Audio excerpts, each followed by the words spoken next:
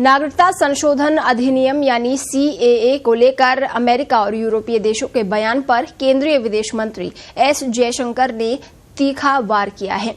उन्होंने कहा है कि इन देशों को अपने यहाँ मौजूद नियमों को देखना चाहिए। दिल्ली में एक कार्यक्रम के दौरान विदेश मंत्री एस जयशंकर ने पश्चिमी देशों को आईना दिखाया।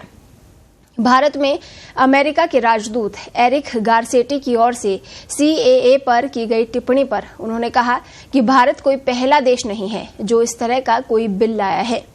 दुनिया में इस तरह के कानून के बहुत सारे उदाहरण हैं। विदेश मंत्री जयशंकर ने कहा, मैं उनके लोकतंत्र में दोष पर सवाल नहीं उठा रहा हूं या उनके सिद्धांत या अन्य चीजों पर सवाल नहीं उठा रहा हूं। मैं उनकी उस समझ पर सवाल उठा रहा हूं जो हमारे इतिहास के बारे में है। अगर आपके पास जानकारी नहीं है तो आप कहेंगे कि भारत का विभाजन कभी हुआ ही नहीं, वो समस्याएं पैदा ही नहीं हुई जिसे सीएए कानून में एड्रेस किया गया है। अगर आप कोई प्रॉब्लम को लेते हैं और उसमें से ऐतिहासिक प्रसंग को मिटाकर बात करते हैं तो ये संभव नहीं है। विदेश मंत्री एस जयशंकर ने आगे कहा कि अगर आप हमसे सवाल पूछ रहे हैं तो क्या अन्य लोकतांत्रिक देशों ने विभिन्न मापदंडों पर इस तरह का फैसला नहीं लिया है? मैं इसका कई उदाहरण दे सकता हूं।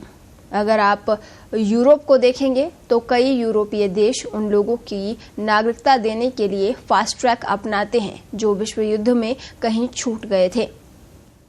कुछ केस में तो विश्व युद्ध से पहले का भी उदाहरण है। दुनिया में इस तरह के कानून के बहुत सारे उदाहरण हैं।